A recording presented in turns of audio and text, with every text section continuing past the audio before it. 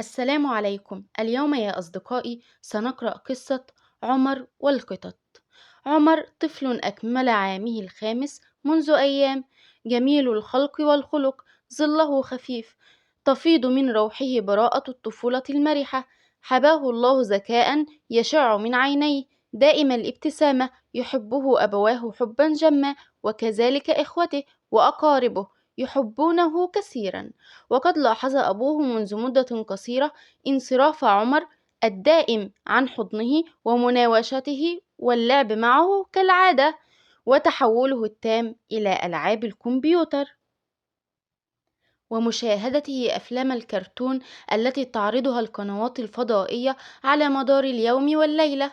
أدرك الأب خطورة هذا التحول على علاقته عمر به وبأمه وإخوته، واستبداله الألعاب والأفلام بهم جميعا، وهذا سيؤثر على طبيعة تربيته الاجتماعية نظرا لما تحمله هذه الألعاب وتلك الألعاب من أفكار سلبية في معظمها تؤثر بشكل كبير في تكوينه ووجدانه، بالإضافة للتأثير الضار والمباشر التي تتعرض له عيناه من كثرة تعرضها لأشعة شاشتي الكمبيوتر والتلفاز، فضلا عن التأثير الضار أيضا بحرمانه من تنمية مهاراته الفكرية.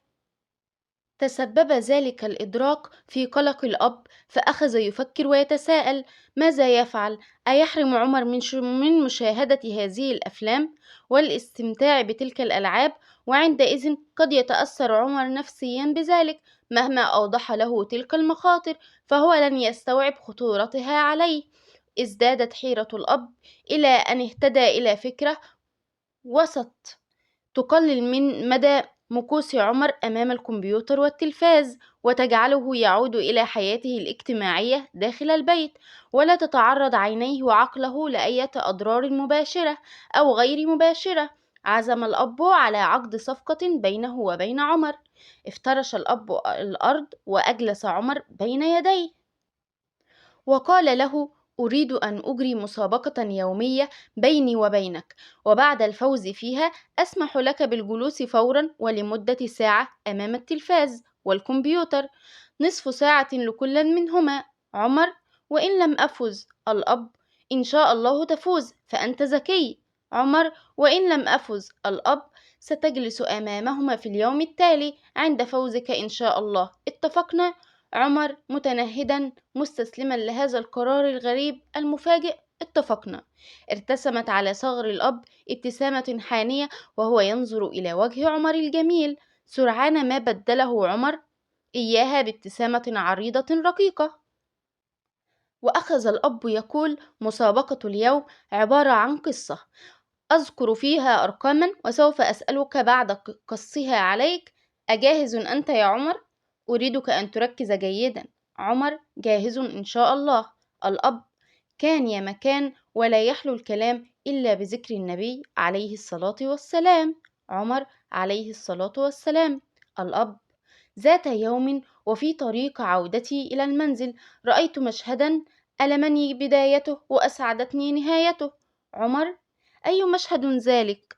الأب: رأيت 3 أطفال يمنعون قطة وصغيرتها من الاقتراب إلى لفافة ملقاة بجوار صندوق القمامة، وتأثرت كثيرا بمواء القطتين ونظراتهما المسترحمة للأطفال، ولكن هيهات هيهات، فما زادهم هذا المواء وتلك النظرات إلا جريا وراء القطتين اللتين كانتا تعودان سريعا إلى اللفافة مع عودة الأطفال إلى أماكنهم، وهممت أن أمنع هؤلاء الأطفال عما يفعلونه، لكن سبقني إلى ذلك 3 أطفال آخرون، رأيتهم يتوجهون إلى ال3 المعتدين يستنكرون فعلهم، وما هي إلا لحظات حتى تعالت أصواتهم جميعا بين استنكار لمنع القطتين وتأييد لمنع بدافع الحرية الشخصية، وأن القطتين ما هما إلا حيوانات نفعل بهما ما نشاء.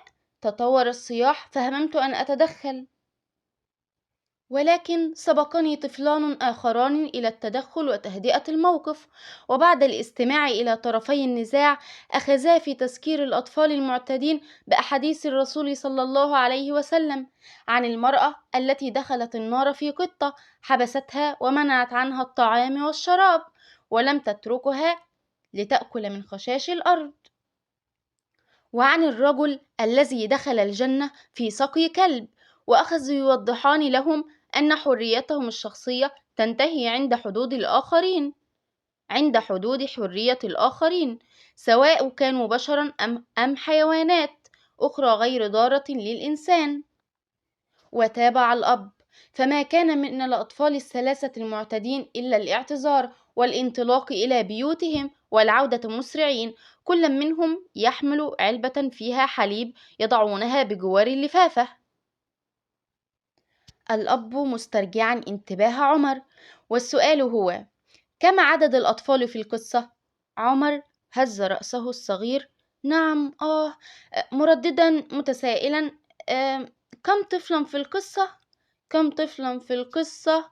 وبدأ العد على أصابعه بصوت مسموع، وانطلقت منه صيحة: 8 8 8.